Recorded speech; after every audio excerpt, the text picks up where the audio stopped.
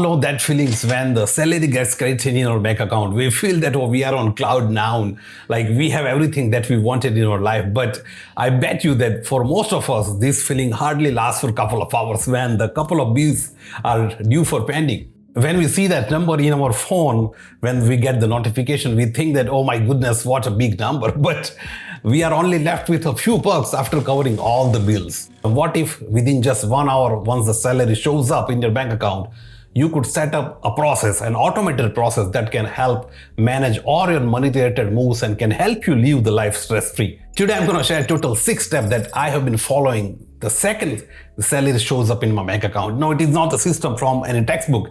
It is a practical, proven step-by-step system that I have used so far to pay all my bills, to get rid of the debt, to build and wealth as an automation process. Make sure to stick around because I'm sure this blueprint will help you turn your payday from a source of stress to the foundation of financial freedom. So let's start it. All right, step number 1. The money has already arrived in your bank account. The immediate goal is to get that money out as soon as possible. The reason is that most of the checking account across North America, where you're getting your salary, right, will give you absolutely zero interest, even if you keep $100,000 in your bank account for next 5 or 10 years. And when you get $0 from any amount of the money that you are keeping in your checking account, it's actually losing its purchasing power against the inflation. So the question arises, now where to move the money then? Answer is, I move my money as soon as it's credited in my bank account to an high interest saving account. In 2026, it's very much easier to find a high interest saving account that can give you around 1.25 to 2.25 interest rate per year. You are getting at least something than nothing in checking account. It is definitely true that this less amount of the interest rate is not gonna make you wealthier or millionaire overnight, but it is a free money. Why to live on a table for free? If I talk about myself, I move my money to the Wealthsimple checking account. Now you would claim that, hey, you already said not to keep money in the checking account, but the difference is that Wealthsimple checking account gives me around 2.25% interest rate. That money I can take out from that account like within a fraction of seconds. So it's my most favorite account to go with. And like, if you want to open that account, the link is in the description box. Disclaimer is that like, if you open the link and open an account, you would get some kind of referral bonus too, but you would not lose anything. Earning money from this high interest saving account is a secondary thing. The real value is the psychological change that happens in your spending habits. And that is called the mental accounting. When the money is sitting in a checking account from which you can withdraw it very easily, your mind thinks that, oh, I have tons of money, and you will not hesitate to spend your credit card. You will not hesitate to tap it anywhere, wherever you wanted to. And this will prevent you spend unnecessary money on the unnecessary expenses. Now, by moving this money to a separate account, it will create a kind of a friction point. Let's say if you want to spend money, you will have to log in your bank account, you will have to make a transfer, and these tiny steps will help you to prevent you from doing the impulsive purchase. Okay, so now your money is organized. Step 2 is to make your foundation a little bit stronger. Why are you doing a job? To earn money. Why are you earning money? To live your life peacefully, and to live your life peacefully, you need to pay some essential bills, like paying your rent or mortgages, paying the phone bills, internet bills, all the insurances. Now, according to the traditional 50-30-20 budgeting rule, you should not be spending more than 50% of your monthly income towards these needs-related expenses. But imagine if you are living in a metro cities like Toronto or Mumbai in India, you already know that it is a little bit harder. So see it as a flexible rule, not as a strict guidelines. However, the most important critical habit that you should develop is to pay your credit card bill always in full. Do not even leave a single dollar unpaid before the deadline of your credit card bill payment. The reason is that if you pay just, let's say, a fractional balance of your credit card, the bank will not hesitate to charge you 18 to 22% of interest rate what is being unpaid.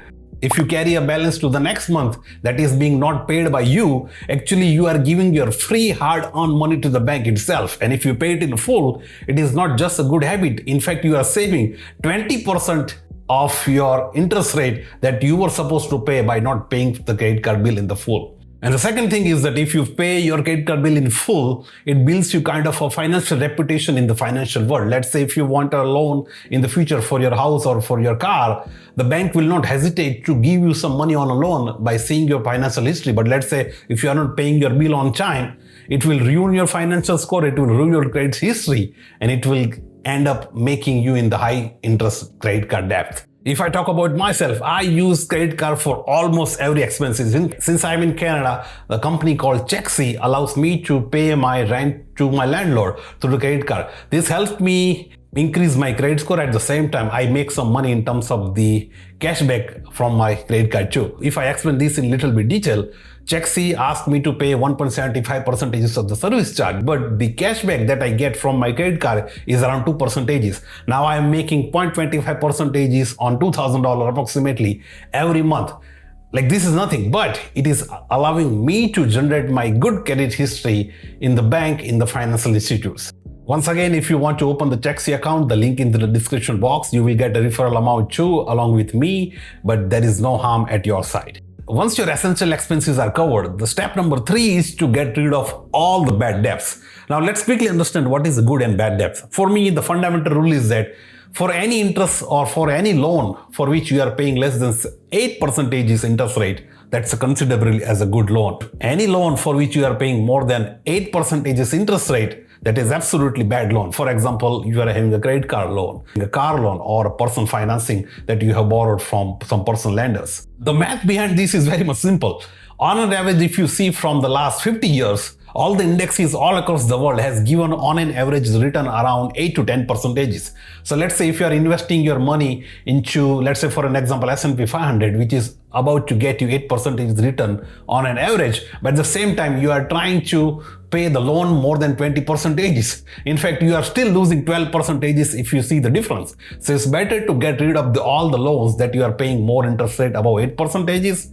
Then you do your investment. And to tackle this, use the debt avalanche method. For example, let's say you have two loans. One is a credit card loan for which you are paying 22% interest rate. Second is your car loan for which you are paying 10% interest rate. I would tackle my credit card loan first. I would get rid of that as soon as possible so that you can tackle your less interest rate loan is your car loan. This will help you to get rid of all these loans in a very systematic manner as soon as possible, and soon you can start your investment or your money saving journey. Step number 4 is to build your financial safety net, your emergency fund. This is the arguably most important pile of money you will ever maintain. The emergency fund is for the unexpected situations in our life. For example, you lost your job, or your car broke down while you were traveling to a workplace, or there is some sudden medical expenses in your family members. Whatever I have mentioned here is not the hypothetical situations. These are all the real situations that are very much liable to happen to almost everybody in our life. And let's say if you do not have the emergency fund, even a single piece of emergency out of all of that I have mentioned will make you in such a situation that from which it will be totally harder for you to come out. You will have to borrow the money from your friend. If your friend denies based on your credit history, you will have to get money from the bank. And once you get a personal loan from the bank, best of luck to you. You will start paying 20 to 22% of interest rate, even a single dollar that you are borrowing from the bank. And that is too much hard to get overcome of. But let's say if you have enough emergency fund, it gives you immense peace of security, immense peace of mind, especially when an emergency situation happens in your life. Just aim to save for 3 or 6 months of emergency fund. Now, if you want to know how much is your emergency fund should be, for how many months you should save it for, where you should keep it, or what not to do with the emergency fund, I have made a very detailed video on this. The link in the description box. Also, you can, I don't know where to click, but it will be pop up on the screen. Once you watch this video, your fundamentals regarding the emergency fund will be so much clearer. So make sure you go and watch it. If I talk about myself, I have saved around $48,000 of emergency fund, and it is being parked in a high interest savings account where it is earning around $70 to $80. Now, if you are wondering how this $48,000 comes into the picture, the math behind this is very much simple. My monthly needs related expenses, the expenses for without which I cannot live my life peacefully, are around $4,000. Now, since I am a single earner, I want to have a security for at least a year. If you multiply by 12 months by 4, the number comes around 48,000. Now I want to know your emergency fund target. How much you are saving for the next one for emergency fund. Since I already have gathered my emergency fund almost 2 years ago, I am not following the steps when the paycheck gets created. But since I'm assuming that you are a newcomer to your financial journey, you are starting your financial journey at this moment, you must follow these steps. Okay, before we move to the next step, let's have a pause in the conversation. One thing I want to discuss is that if you follow these steps rigorously, at least these first 4 steps, I can definitely assure you that if you are in a bad financial situation, it won't take much more months, it won't take much more time to bring it in a good financial situation. The reason is that you have simplified yourself, you have simplified your financial way of operating your money. By following these 4 steps, you are already moving your money to the right direction, you are getting rid of the bad loans, you are having enough amounts of the emergency fund. And the now next step is to start your investment. So let's say if you are having bad loans on your head, if you do not have the enough amount of the emergency fund, do not start investing. And once you follow these steps, you would be all set to start your investment. So now the next question is that then how much to invest if you are ready for the investment? If we go back to the 50-30-20 rule of the budgeting, it tells us that we should invest at least up to 20% of whatever we earn from our day-to-day job. But let's say there are more dependent on you. You are the sole earner in your family and you cannot meet the 20%. Okay, then aim for the 10%. If you cannot do the 10%, at least you can start with the $1 itself, no? Also on top of that, automate your investment. Even if you want to invest just $1 a day, select where do you want to invest. Select the broker and automate the investment. You will not realize that by the end of the day, you will be ending up investing $365. It's very easy math. The main reasons I'm asking you to invest on a daily basis is the 2 things. Firstly, you will not have to worry on the investment by yourself because sometimes you might be busy. You are having a responsibility at your house too and you will forget to invest. But if it is an auto investment enabled from your side, you will not have to worry. The second thing is the market fluctuation.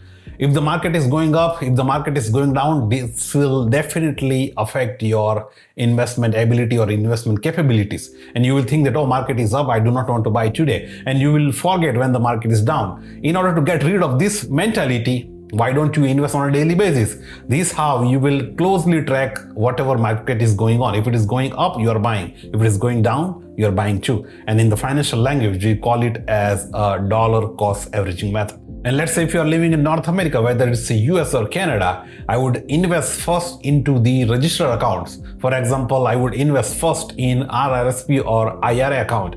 These are the account on which if I invest something, that amount will be totally deducted from my taxable income at the end of the year. For example, if I'm earning $100,000, if I'm investing $10,000 in this account, my next year total taxable income will be only $90,000. That means I'm saving tax on this $10,000. That's too much. The second, I will maximize my tax-free saving account. And if you are in US, I would maximize my Roth IRA account. Let's say if you are investing $100,000, after 5 years, it becomes, for an example, $500,000. If you withdraw that money, you will pay absolutely $0 on the growth that has happened into these accounts. And the third, I would maximize my first house saving account if you are in Canada. Whatever you invest into first house saving account, the maximum cap is $8,000. That will be deducted from your total taxable income like RRSP. And when you withdraw this money to buy your first house, you can withdraw it without paying zero income tax on this one. Just follow the simple steps. Automate your contribution to fill these accounts. Don't do the heavy lifting by yourself. Let the compounding interest do the heavy lifting. Why are you doing that? And finally, step number 6 is the most rewarding step of the system, and that is my guilt-free money spending.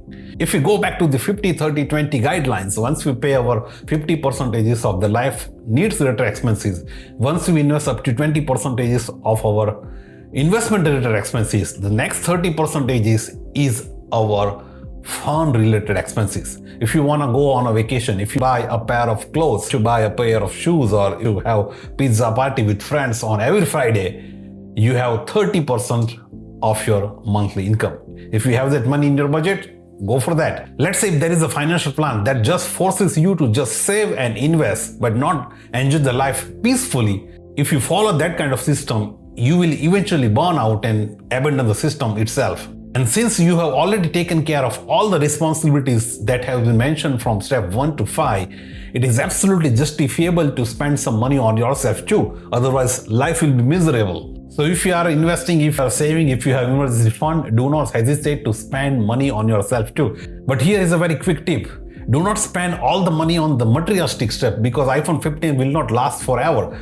But rather, I would spend money on the likes experiences that gives me some memory dividends that can go until I die. And in fact, if you want to know how to spend your money in a very most appropriate way, I have made a very detailed video on this where I have showed how you can spend your money without worrying about it. The link in the description box, also you can click here or here, wherever it is. To wrap up everything, let's quickly go through the small checklist of the 6 steps that you must follow as soon as salary comes in your bank account. First is to move your money to a different account, which gives you probably better high interest saving account. Second is to secure your needs. Pay all the essential bills, especially if you are using the credit card, pay into the full. Third step is to get rid of all the bad loans that you have. Anything more than 8%, that's no good. Step number 4 is to save for the emergency fund. If you are a sole earner, you have a large numbers of dependents, you are just doing a regular 9 to 5 jobs, you should aim for 3 to 6 months of emergency fund, maximum up to 12 months. Step number 5, invest. Also automatically, you should aim to invest almost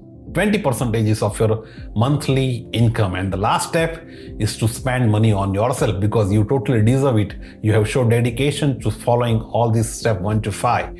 So you must spend money on yourself too. If you found this breakdown really helpful, please do not hesitate to subscribe to this channel, because this will really motivate me to make similar videos in the future. And if you really want to see how this system really worked and has helped me to gather more than $150,000 as my net worth as an age of 34 within the just span of 3 years, the link is in the description, as well as you can watch this video by clicking over here. And until I see you into the next video, you really take care of yourself, earn more, invest more, repeat the strategy. Thank you so much for watching this video. Bye.